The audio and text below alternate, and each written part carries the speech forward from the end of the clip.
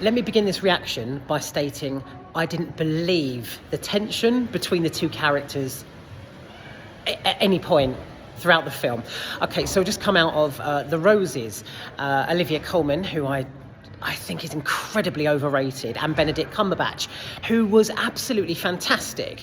Olivia Colman, everything... God, have I still got water on it? No. Everything Olivia Colman is in, she's always exactly the same, she's exactly the same. When she played like Queen Anne or Princess, whatever it was in The Favourite, she was that sort of, very, very kind of pompous, sort of West Country, overeducated, she's the same. And then in something else I've seen her in, she's been exactly the same, exactly the same, lovely and polite, I'm sure, gives a decent performance, but otherwise she's exactly the same person. And in The Roses, you're not having the house. I want the house. Even though I'm delivering an epic performance, you're not having a house. No way. Where did that gun come from? Oh my God, I hate you. That. She is the same woman in everything she does. That said, The Roses was brilliant. It really was. From beginning to end, it is hilarious. This is purely like, Saturday Night Live, sort of Bridesmaids, that sort of humour. Kate McKinnon and Andy Samberg, I'm not surprised, are a big part of the cast. I thought they were just backups, but they're actually quite, they're massive. And they're brilliant.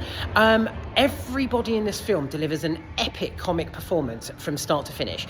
And in fact, The Roses, as soon as it opened, it reminded me a lot of, there was a movie years ago called I Give It a Year. Rose Byrne, who about a couple who get married and then split up, and there's a lot of tension and fighting and setting traps for each other. How this opened, and in fact how it pans out, reminded me of that. Can't forget though, and a massive shout out to War of the Roses, starring Michael Douglas and Kathleen Turner back in 1980 something. I loved that film.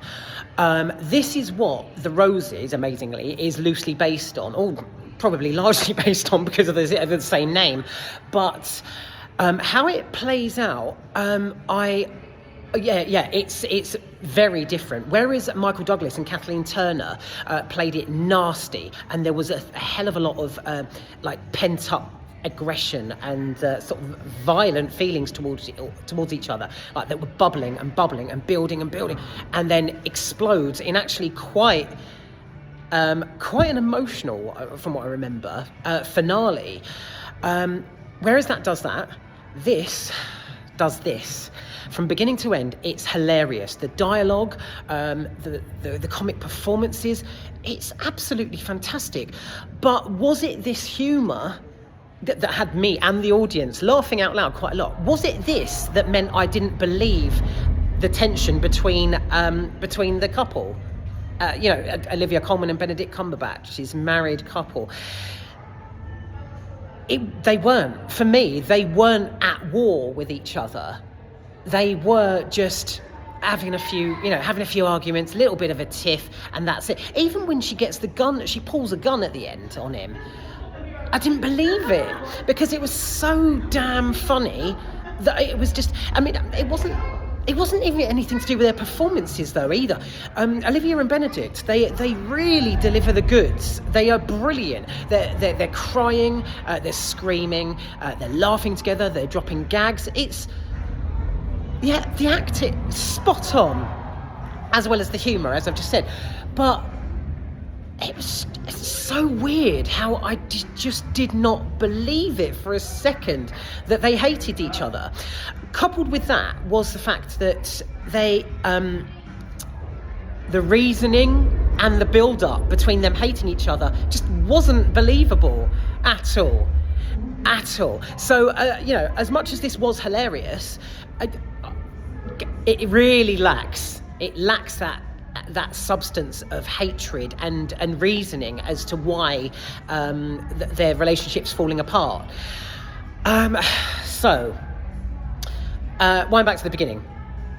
As I said, when it opens, it's classic, hilarious from the start.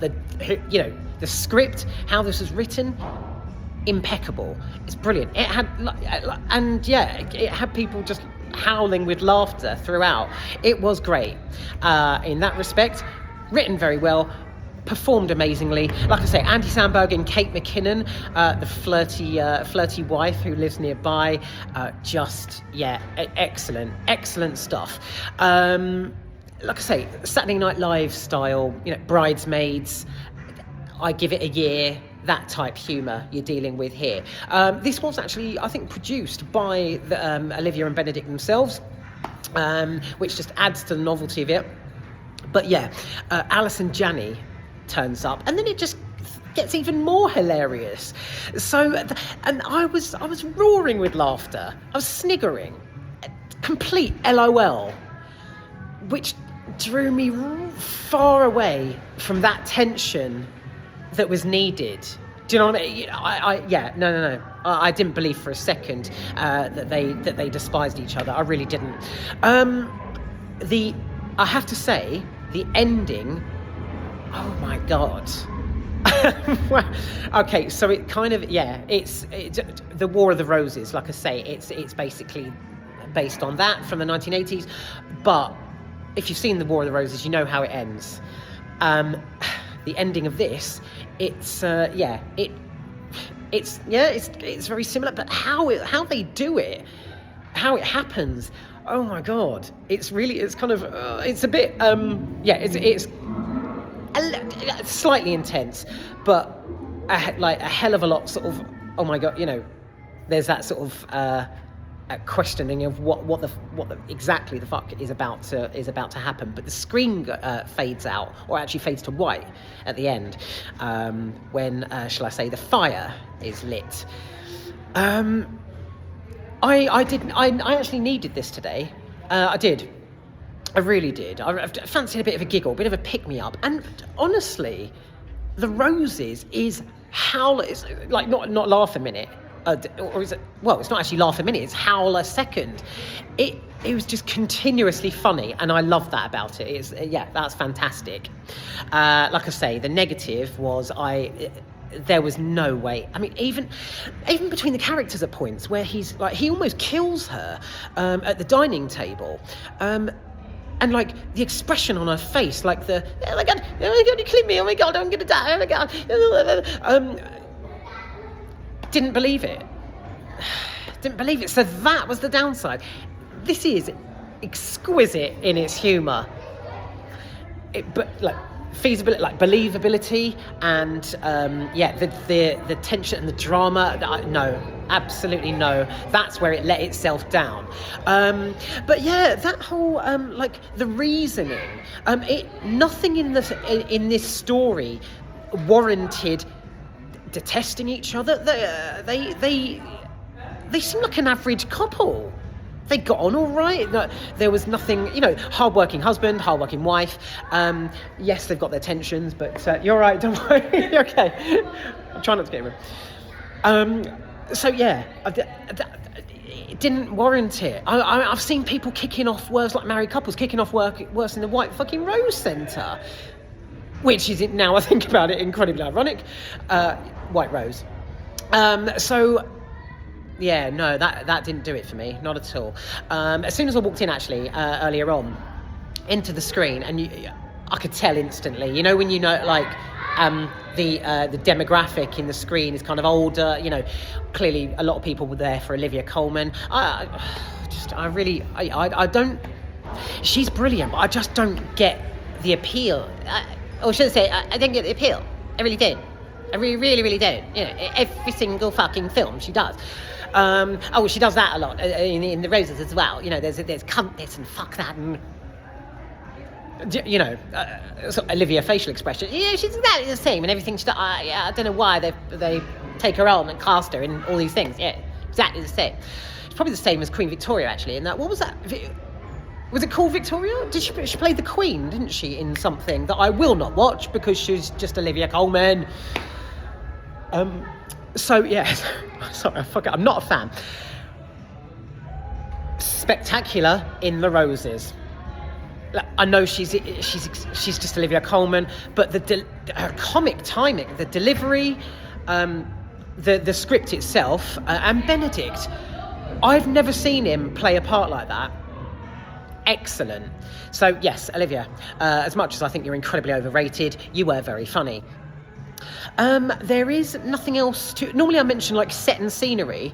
I wouldn't actually touch upon that, but in The Roses, it's fucking gorgeous. Even the house that Benedict's character builds, it's beautiful. It's all very like wooden shack, edge of a cliff, crashing ocean waves. Yeah, it's lovely. It's like the filming location is gorgeous. I think I've got more positives than negatives. Surprising that, isn't it? The oh my god, yeah. Every other second, someone was saying, like, dropping a bombshell, saying something hilarious, raucous, sexual. Fucking, there's a lot of sexual innuendo in this. It's great. I lapped this one up. I loved it. So yeah, and as I say, Alison Janney, when she appears, excellent. She's not on screen for long, but she's brilliant. I'm so glad Kate McKinnon was in it. She's just... Oh God, she's an absolute recipe for cinema magnificence. She's so funny. And Andy as well, from most of you know him from Brooklyn Nine-Nine. It's great. Strangely, it's really weird. He reminds me of my sister. He's got the same... It's really weird, which kind of means no, I don't look like Andy Samberg, do I? Anyway, he's got the same similar features to my sister. She never watches this channel, so she won't be offended. But yeah, Andy Samberg, Kate, and the other two, whoever they were, Nkuti Gatwa, Doctor Who, he's not... Well, I won't go into that. Worst Doctor Who ever. I'll leave it there.